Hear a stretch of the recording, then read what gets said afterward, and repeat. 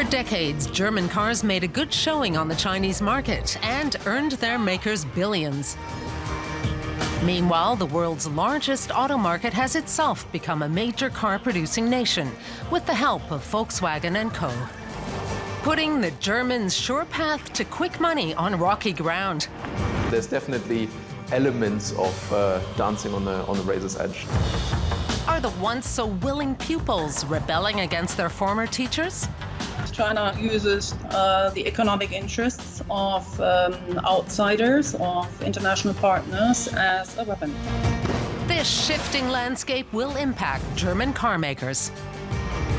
The economy in Germany, including the automotive sector, have for many years ignored these facts and all the risks. Have the Germans fallen asleep at the wheel? What can they do to hang on to their top spot in the fiercely contested global car market? If you don't go to China, you will risk the future of the German car industry. It's a risky bet on China. It's definitely quite a risky development that's taking place at the moment, because car makers, German industry is doubling down on investments in China at the same time that economic and political and also geopolitical risks are increasing, dancing on the razor's edge. While investing in China is an increasingly risky business for Germany's automakers, it was long a win-win situation for both countries. The Germans were there when China was transforming itself from a nation of bike riders to car drivers. China became the German auto industry's most important market, accounting for some 40% of its total turnover. No other international car-producing country is as dependent on the Chinese market as Germany. It all began with the VW Santana. In 1983, Volkswagen set up a joint venture in Shanghai to build this sedan especially for the Chinese market. As Volkswagen, we have also contributed to the quality level of our competitors there. With the technology work and outstanding autos we produce for customers, we've left our mark on the market there, though we've certainly helped bring about technological progress in the respective regions, too. In essence, they helped China learn from scratch and improve the automotive industry. For the last 20 or 30 years, German car companies have been excellent teachers and set an example for the whole Chinese auto industry. For decades, the Chinese market was dominated by German cars. The burgeoning Chinese auto industry didn't even try to compete and make cars with conventional combustion engines. Instead, for the last 2 decades, China has focused its efforts on electric drives. Government policies and subsidies motivated its industry to build ever better electric cars that have left German EVs in the dust. German automakers have captured just 5% of this rapidly growing market, compared with the roughly 20% market share their fuel-powered models regularly reached. Perhaps it's because their past success was heavily dependent on traditional fuel cars, and people tend to have different levels of path dependency. As a new company, we don't have any paths to rely on, nor any baggage that can't be discarded, so we can move forward more lightly. Chinese brands like NIO and BYD profit from the fact that, for years, the Chinese state has pulled out all the stops to make production of e-cars as autonomous as possible, like ensuring a steady supply of the raw materials necessary for the entire EV value chain. Take BYD, which has just snatched VW's crown as China's market leader. It develops innovative batteries and chips, as well as electric motors. That's why the Chinese are so far ahead with EVs. Germany needs to reinvent itself in order to stay competitive internationally. And it will not be the automotive production. Germany cannot compete with all what China has invested. But German car makers aren't willing to just accept defeat. They haven't given up the fight to become major players in the EV market.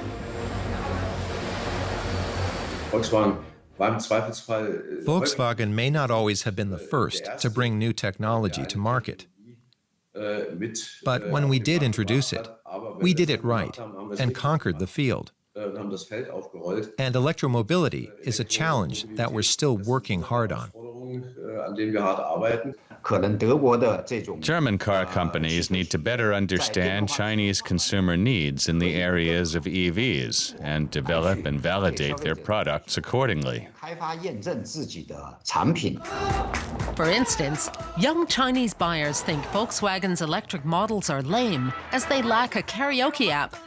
When it comes to infotainment software, German EVs lag far behind. To better meet the needs of their Asian customers, German automakers are setting up more R&D centers in China and discovering that they now have much to learn.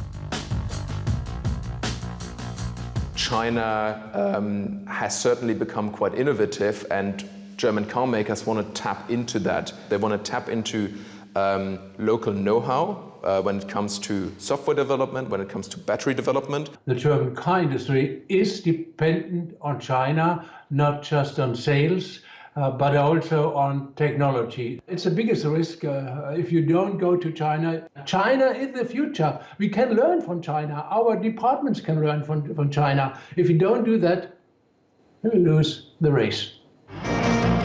German car makers seem to have taken this message to heart.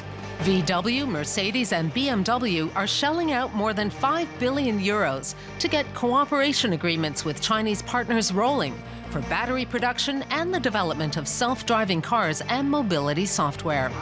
Germany's auto industry is doubling its investments in China compared to recent years. China is the place to be. China is where we are at home. A targeted long-term strategy or just whistling in the dark? One of those steps is to make their China operations more autonomous, to kind of create subsidiaries there that are more independent from the rest of the world. They produce in China for China. This is going to have an immense impact on the German economy.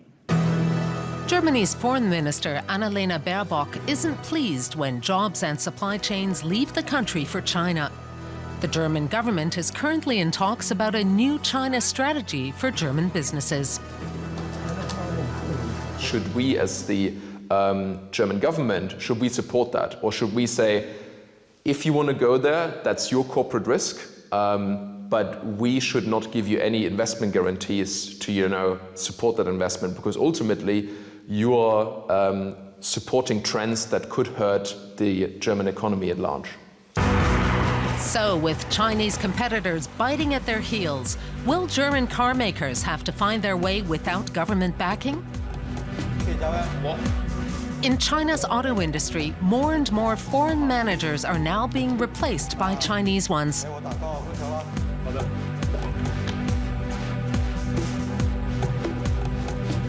So what's the relationship between German and Chinese automakers like these days? I think there's a Chinese term that describes this relationship well, which is zhengyu. It means we are friends first, and we learn from and inspire each other in the same field. I would definitely say we are more competitors at the moment, and I think China is rolling out the red carpet to those companies that it needs, right? So I think saying we're friends might be oversimplified here, right? I think China is very strategic in its outreach to foreign companies.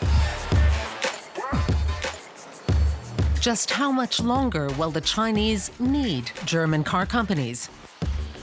And after 4 decades of cooperation, what has the delicate relationship between China and Germany wrought, other than a lucrative source of revenue for Mercedes, Volkswagen, and BMW? We had the approach of change through trade, and China uses the economic interests of outsiders, of international partners, as a weapon. You always deal with the Communist Party if you are dealing with the automotive institutions, with every investment that you do also from the automotive industry in China. You are sawing on the branch that you are sitting on your own liberal democratic interests. Not to mention the looming threat of a military conflict should China invade neighboring Taiwan. If that is going to be a highly military-influenced conflict, that probably will bring the industrial cooperation in the automotive sector to a halt. There's this gamble that the peaceful coexistence is going to continue, that the technology from China can be utilized going forward. You have maybe the French car makers like Stellantis, which has basically said the Chinese market is too risky, we should retreat.